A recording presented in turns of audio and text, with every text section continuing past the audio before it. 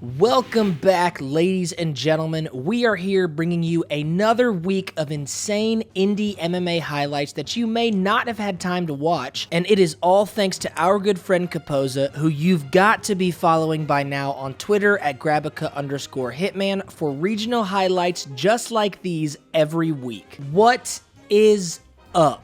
It's the casual Lawton Veerkant, and this is Caposa's Corner. We are kicking off this week at Brave CFFC in Bahrain. Now, what better way to start off the week than with Caposa's KO of the week? Here, we see Anton Turkalj going up against Konstantin Soldatov, and it's a quick one. Jokes have faded. It is all business.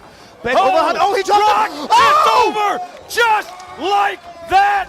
Anton places the most beautiful spinning back fist, instantly flatlining his opponent. Out of pure excitement, he darts out of the ring, but is eventually brought back. Not only does Anton get this beautiful knockout for his highlight reel, this actually set the record for the fastest knockout in Brave CF history. Anton climbs his record to a flawless 7-0, and I guarantee you this won't be the last time we see his name. For our next two fights, we are going to Cage Fury Fighting Championships in Pennsylvania, USA. This is a welterweight bout between Tommy Majeski and Jonathan Piersma. Now, I know we've been lacking in the submission highlights for you all, but this one ought to make up for it greatly. Once this fight goes to the ground in the second round, Piersma is about to pull off the rare and coveted omoplata. Now, it's hard to see in real time, so let's slow that down. Look at just how far Majeski's arm is getting cranked once Piersma locks in and gets on top. Absolute textbook example of how this should be done. Piersma grows his record to 2-0 and hopefully continues showing us great clips like this one. We've got one more fight from CFFC 94, and by now you may have seen it, but we just had to include it this week because of the sheer brutality. This is a bout between Devin Goodale and Haytag Pliev, and here's your graphic injury warning. We'll start off by making note of the blatant illegal glove hook that the ref did not see, which will be useful information here shortly. Pliev, being the monster that he is, actually got injured in the first round by blocking a high kick, and you can see him adjusting his glove immediately and only throwing shots with his right. Surviving the entire second round, it wasn't until he went to his corner that he realized, oh shit, where did my finger go? Through the weirdest sequence of events, Pliev's finger was in fact dislocated from the high kick block, and during the illegal glove hook we saw, actually tucked his finger back inside of his glove, almost completely severing it, which is what everyone at the event thought as they searched for over an hour to find the finger. He was rushed to the hospital, and via his coach, we have this footage of the glove being removed to see the destruction done to his finger. Absolutely gruesome, but thankfully the surgery was a success, and Haytag only has to have one more surgery to restore his tendon that was torn 50%. MMA fighters are a different breed, man. Anyways, back to not as gory highlights. We are moving to the following night and have 4 fights from CFFC 95. Here we have the undefeated Eric Nolan with a 4-0 record up against Obina Egbabike with a 3-1 record. Just over halfway through the third, and Oh, the right hand drops it, that's it!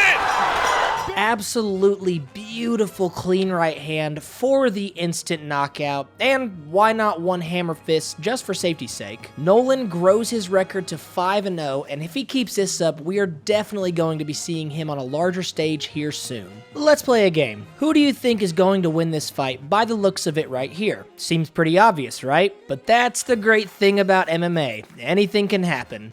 Literally. This is a match between Matteo Vogel coming in with a 4-1 record and Garrett Armfield with a 5-1 record. Armfield is absolutely winning this fight and even punches Vogel's mouthpiece out twice, which Peterson took a point for after the second instance. So it's going downhill and fast for Vogel, but sometimes all you need is a nice trip and to take someone's back to completely turn a fight around. Vogel locks in the rear naked choke, and just like that, after a full round of getting his ass kicked, he turns the tide and secures the win, growing his record to 5-1. This week was so good, Caposa actually had 2 KOs of the week, and you guessed it, here's the second one. This might potentially be a fantastic... Oh! Holy crap! Whoa! Yep, damn. Let's talk about it. This match sees Paul Capaldo, our decapitator, with a 5-0 record against Chris Vassell, our decapitatee, is that a real word? With a 4-1 record. Round 3, 20 seconds on the dot. Capaldo sees an opening and doesn't skip a beat on taking advantage of it. I know we already heard it, but listen again to the sound of death. This might potentially be a fantastic...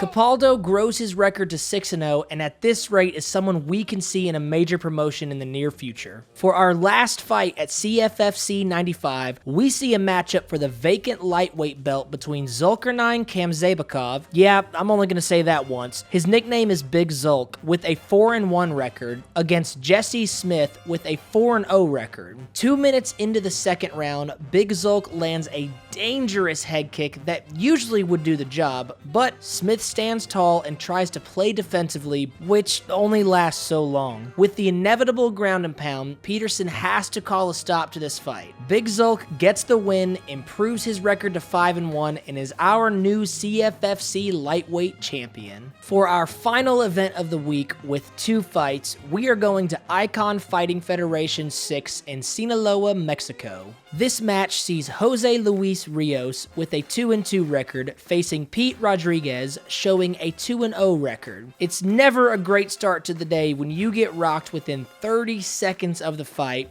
but Rios seems to recover from that big hit quite quickly, only until Rodriguez does this. Rios, I think, a little more hesitant here to exchange hard. God. Beautiful shot. It is Incredible. done. A right from hell directly on the button, followed by one more for security, puts Rios out cold. Rodriguez improves his record to 3-0, all of which have been a KO or TKO. Remember last week when the guy got knocked out of the ring? Well, we're about to have some deja vu for the last fight this week. Still at Icon 6, we have Chris Curtis showing a 23-8 record and training out of Extreme Couture, shout out Randy, up against Juan Grano with a 22-6-2 record. Maybe we should embrace cages for all MMA and no longer rings so people can't be yeeted out of them like this. Grano actually hurts his rib via this super soft landing, but a minute later he says he is good to go. Hindsight is 20/20, but maybe sitting out would have been best. Curtis holds nothing back, and once this goes to the ground, Grano's head is being supported only by the ropes. Curtis improves his record to 24-8 and gives us a classic ground and pound tutorial. As always, we could not do this without the help of Caposa, who, if you enjoy these videos and want more of it, please go give him a follow on Twitter at Grabica_Hitman, and also support him on his Patreon at patreon.com/Caposa. Thank you to all of these amazing organizations for hosting these events year-round, and to the fighters, winners,